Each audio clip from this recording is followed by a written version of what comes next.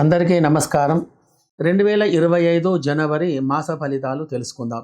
ఈ నెల మకర రాశి ఫలితాలు. మరి కాబట్టి ఈ యొక్క రాశికి ఏ నక్షత్రాలు కలిసి రాశి అవుతుందో తెలుసుకుందాం. బో జా జీ ఉత్తరాషాఢ నక్షత్రంలో 2, 3, 4 పాదములు మరియు జూ జే జోఖ శ్రవణ నక్షత్రంలో 4 పాదములు, గాగి ధనిష్ఠ నక్షత్రంలో 1, 2 పాదములు కలిసి మకర రాశి అవుతుంది. ఈ మకర రాశికి శని అనేటువంటి గ్రహం అధిపతి.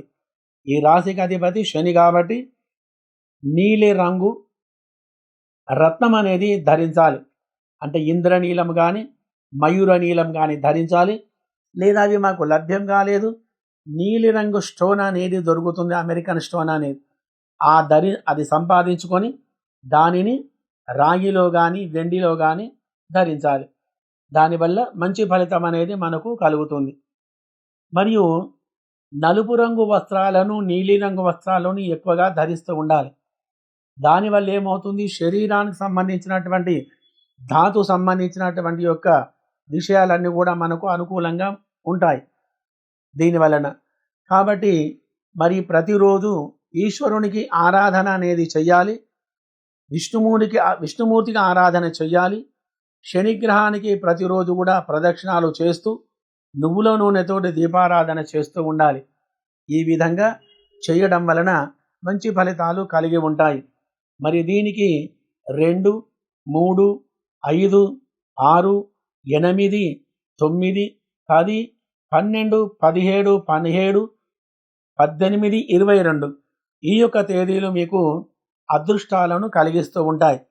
ఏ పని చేసినా ఈ యొక్క తేదీలలో ఏదైనా పని చేసినా కానీ ఫలితం అనేది మీకు మంచిగా దక్కుతుంది. కాబట్టి గ్రహచార రీత్యా ఈ నెల ఈ రాశి వారికి ఎలా ఉందో మనం తెలుసుకుందాం. మకర రాశికి శని అధిపతి.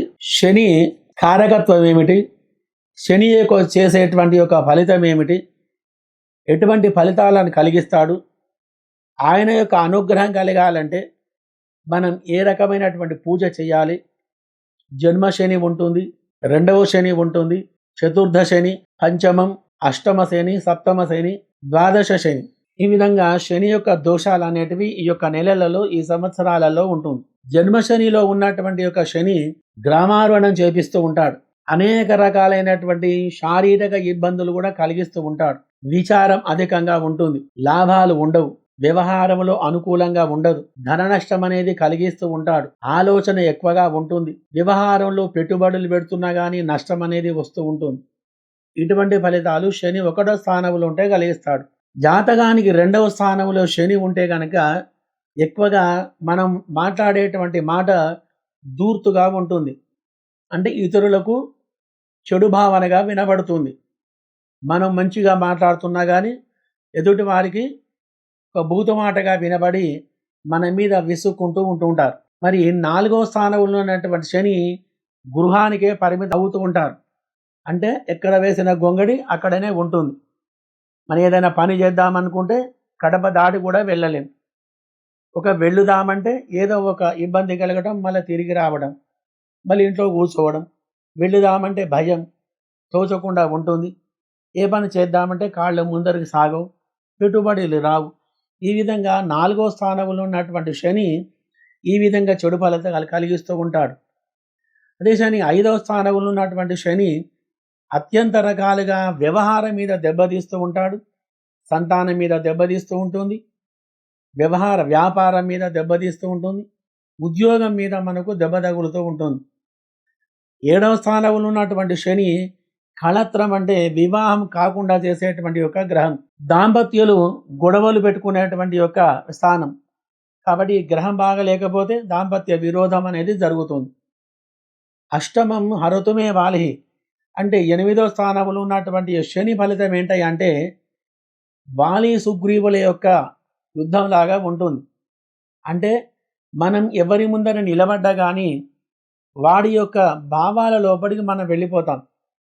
అంటే బలం అనేది నిర్వీర్యమైపోతుంది. మనం ఎక్కడ వెళ్ళినా కానీ, ఏ స్థలంలో ఉన్నా కానీ బలం అనేది నిర్వీర్యం అవుతుంది.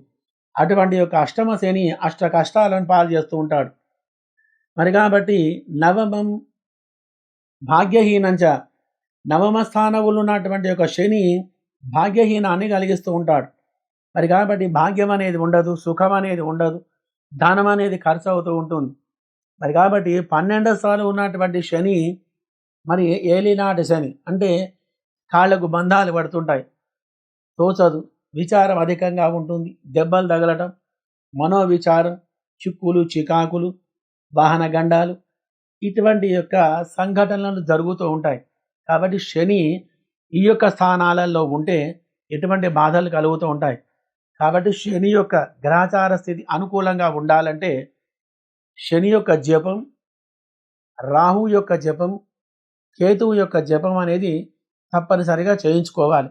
ఈ 3 గ్రహాలు ఈ నెల గ్రహచారం బాగున్నా బాగలేకపోయినా ఎప్పటికి కూడా ఈ యొక్క మకర రాశికి ఈ సంవత్సరం మొత్తం మీద కూడా గ్రహచార స్థితి ఇలా ఉంటుంది. కాబట్టి ఈ 3 గ్రహాల యొక్క జపాలు చేయించుకున్నందువలన ఈ చెప్పినటువంటి విషయాలన్నీ కూడా వ్యతిరేకంగా మారి శుభ ఫలితాలు అనేటివి కలిగించేటువంటి గ్రహస్థితి కలిగి ఉంటుంది.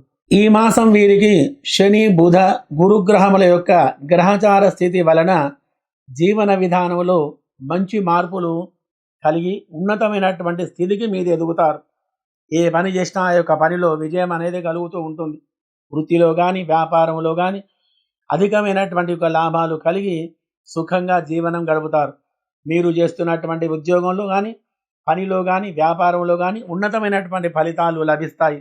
భూ వ్యవహార విషయంలో మీకు మంచి లాభాలు ఉంటాయి. ఆగిపోయినటువంటి పనులు ఏవైతే ఉన్నాయో ఆ యొక్క పనులన్నీ కూడా కాగలవు. సినీ రాజకీయ రంగం వారికి మంచి అవకాశాలు మీకు వస్తాయి. ఎటువంటి యొక్క ప్రమేయం లేకుండా ఆ యొక్క రంగంలో మీకు అవకాశం లభిస్తుంది. మరి ఆ యొక్క అవకాశాలను చక్కగా ఉపయోగం చేసుకుంటే కానీ జీవితంలో మీరు తిరగనేది ఉండదు. రియల్ ఎస్టేట్ రంగంలో కానీ షేర్ మార్కెట్ రంగంలో కానీ అధికమైనటువంటి ఫలితాలు కలిగి ఉన్నాయి. ఆర్థికమైనటువంటి సమస్యల నుండి మీరు బయటపడి సుఖంగా ఉంటారు. విద్యార్థులు అన్ని రంగాలలో మీరు ముందంజగా ఉంటారు. ఉన్నతమైనటువంటి యొక్క చదువులు చదివే వారికి అత్యున్నతమైనటువంటి ఫలితాలు రాగలవు. వ్యవహార వ్యాపారములో మంచి ఫలితాలు కలిగి ఉంటాయి. ఉద్యోగం గురించే కానీ వ్యవహారం గురించే కానీ వ్యాపారం గురించే కానీ విదేశాలకు వెళ్ళే వారికి గ్రహచార స్థితి బాగుగా ఉంటుంది. అక్కడ నివసించే వారికి కూడా ఉన్నతమైనటువంటి ఫలితాలు కలిగి ఉంటాయి. ఆధ్యాత్మికమైనటువంటి చింతనతో ఉంటూ దైవ కార్యాలు చేస్తూ దాంపత్య సుఖం కలిగి మంచి ఫలితాలు కలిగి ఈ నెల సుఖమైనటువంటి యొక్క జీవనం అనేది మీరు గడపగలరు. శుభం భూయాత్.